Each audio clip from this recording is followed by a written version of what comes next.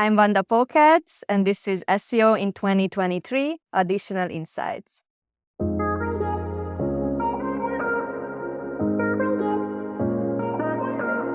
Vanda, what's your additional insight for SEO in 2023?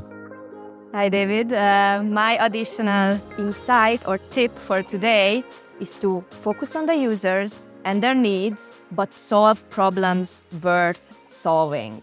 What do I mean? Well, you are not going to be able to solve everything, nor should you, to be honest. So do not even try. Be smart about it and focus on solutions for user problems which actually need solving and that will contribute to your objectives as well. There are lots of problems, aren't there? And you say sort problems worth solving, but how do you actually determine the most important problems that you need to solve?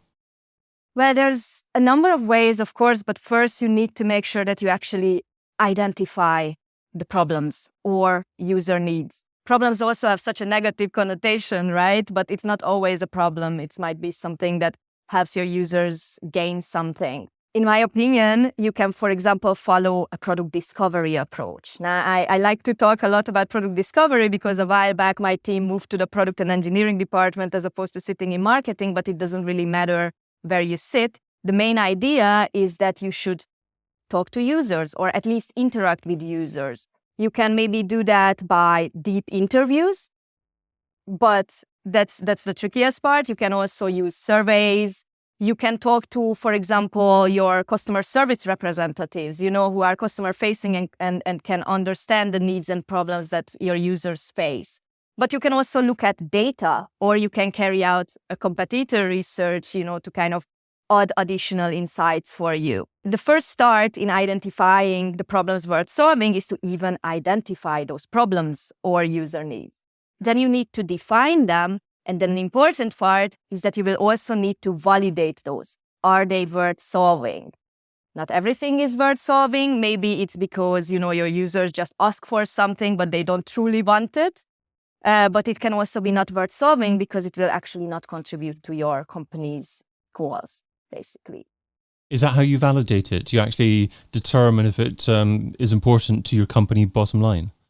Well, that's part of it. Yes, you need to check whether it's worth for your bottom line. Will it bring those, revenue or whatever your goal is? Maybe your goal is just to get more sort of brand awareness. That's also fine. But of course, an important part of validation is it actually something that your users would use? Is this something they really need?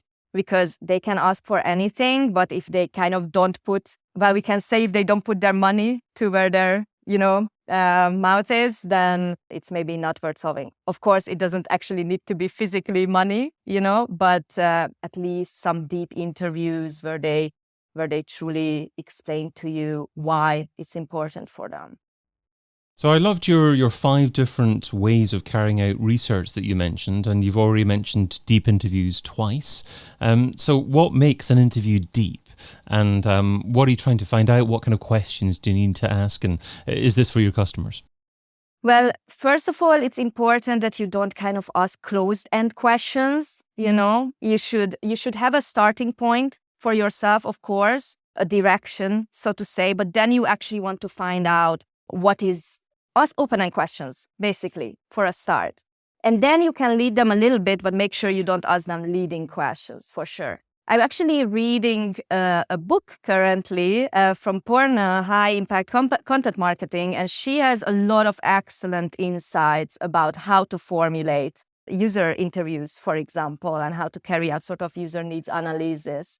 So deep interviews, you should also make sure that you allocate at least maybe like 45 minutes, an hour. You should do this sort of one-on-one. I'm saying one-on-one in sort of quotation marks because as interviewer, you should always make sure that you have 1 or 2 more people in the room with you who can, kind of take notes and just truly listen, because you as interviewer will have to be, you cannot waste your time taking notes or something. You really need to understand what that user is needing to be able to ask follow-up questions. So can you do this online? Can you do this in video, or do you have to do that face-to-face? Very good question. So no, I think you can, at least we have never That's not true. I've done a few interviews face-to-face, in person, but you can totally do it online as well. Nowadays, there's like all these excellent tools. Maybe if you would do something rather like a focus group, it would be more beneficial to do it in person. But if you do it with one person, of course, you can do it online. And maybe one more thing is that obviously the best is if you can interview your existing users.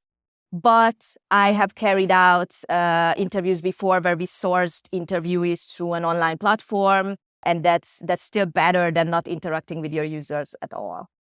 Okay, great. So how do you know that you're selecting the right users to interview? Because a business could have thousands of users, so you have to select the right people. And how do you approach them? Do you have to pay them to take part? How do you encourage them to take part?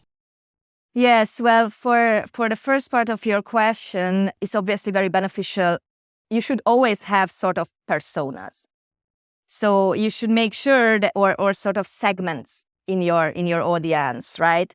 They say that in general, for example, at the end of a design sprint, which I like to use along a product discovery process, it is enough to interview 5 people, and that will give you the majority of the insights. However, we have done this in the past, and we have interviewed 5 people, but it should be 5 people per segment or per, persona.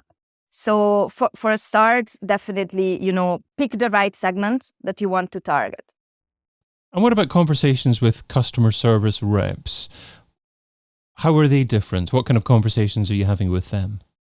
So actually, I haven't done that before. I have had some conversations with our sales team, etc. However, need to keep in mind that Vanda is a product comparison platform, so we are not actually selling our own products, and hence our customer service is mostly based on feedback forms, etc. So what we have done in the past is that we have analyzed sort of the questions that came in or suggestions or complaints through these feedback forms. But I haven't actually personally carried out sort of deep interviews with customer service representatives. But if your company is wired like that you have this true B2C touch point, then that's definitely an additional insight you can gain. And competitor research, how do you select the competitors and how do you benchmark your client's business against the competitors? Yes, I think it's very clear for SEOs in general that we have 2 types of competitors, right? We have our direct competitors, in our case, for example, other product or price comparison sites, but we are also strongly competing with certain e-commerce sites. And then we, of course, have our SERP competitors, and then it's a selection is usually a mix of both. In our case, our direct competitors in our markets as well as our SERP competitors. So how do we benchmark then when we are carrying out competitor research ourselves? So like Vanda as a product comparison site, as a platform against others. Well, it depends again at the sort of problem we are trying to solve and at the solution we are looking at. So often our competitor research is literally going to that other platform and, for example, looking at their product cards. So how their products are represented, what type of information they are sharing with the user. This was actually a recent project that I have been working on. We're looking at what type of names they are giving to their items, for example.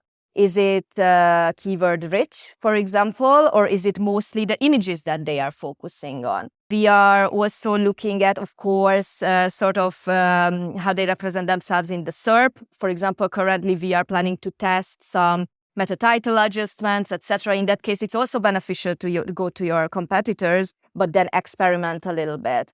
So it's like how we benchmark ourselves against and what we are looking at will of course depend on what type of feature or solution we are looking at. But generally, it is quite manual, I have to say. Okay. And how often are you doing this? So how often do you try to identify the problems within your own website and how to improve them, how to benchmark them, all this interview process that you're talking about. Is that an ongoing process, or is that something you do maybe just once a quarter or once every 6 months or so? I would love to tell you that this is an ongoing process, because I'm a firm believer that continuous product discovery should be taking place, where you're constantly, getting the insight, defining your problems, and then looking at the solution space. But unfortunately for us, this is not yet the case. So we are rather taking it often on a project basis, maybe once a quarter. Let's say when we are kind of revising our vision or strategy a little bit. But optimally, just for whoever is listening, continuous effort should be what you should be aiming for. And this is what we are also aiming for, but we just didn't yet crack the code, so to say, to build it into our DNA. So this sounds like a bit of a hybrid activity. It sounds like activities that could be done or managed by CRO teams or product teams. So do you really think that SEOs should be leading this type of activity? Good question. I would say yes, but I might be a little bit biased because my team is sitting in the product team, and we are, so to say, at least part of my team is SEO product managers. But you quote that very well with the word hybrid, because currently we are still, even our SEO product managers are a little bit of a hybrid between a PM and an on-page SEO, let's say.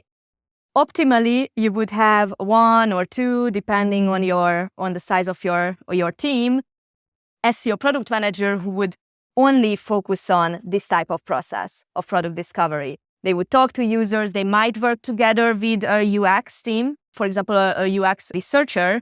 That would be ideal. But of course, not every company have all the resources in the world. This is why also it's very essential for SEOs or SEO product managers to be able to drive such initiatives. And it is not easy. It's not an easy switch. It's also not easy for developer teams and other teams in the organization to kind of accept SEOs into this role. But it is possible. You've shared what SEOs should be doing in 2023, so now let's talk about what SEOs shouldn't be doing. So what's something that's seductive in terms of time, but ultimately counterproductive? What's something that SEOs shouldn't be doing in 2023? Yes, I think I can tie that a little bit together with my tip. Well, actually, currently, all of us SEOs, I think, are a little bit grind, so to say, because there's so many different innovations, new technologies, new tools, whether it's AI-based or otherwise. And it's exciting. Honestly, it's truly exciting, but it is also very overwhelming, and it can be a little bit exhausting, in my opinion, as well. So I think what we shouldn't be doing is just jump on trends, so to say. We should 100% follow up in new innovations, for example, regarding AI and so on. We shouldn't, base the opportunity there. But then we should always go back and look at our company's objectives. What are we trying to achieve? Does it fit with what we are trying to achieve? And basically be selective. Be smart and selective about what tools you are using and what kind of new innovations you are incorporating into your work. Vanda Pókecz is Team Lead SEO at Leidenzila. You can find her over at leidenzila.de. Vanda, thanks so much for adding your additional insight to SEO in 2023. Thank you. I've been your host, David Bain, and you've been listening to SEO in 2023 Additional Insights, a majestic series that complements the original SEO in 2023 podcast, video series, and book. Find out more over at SEOin2023.com.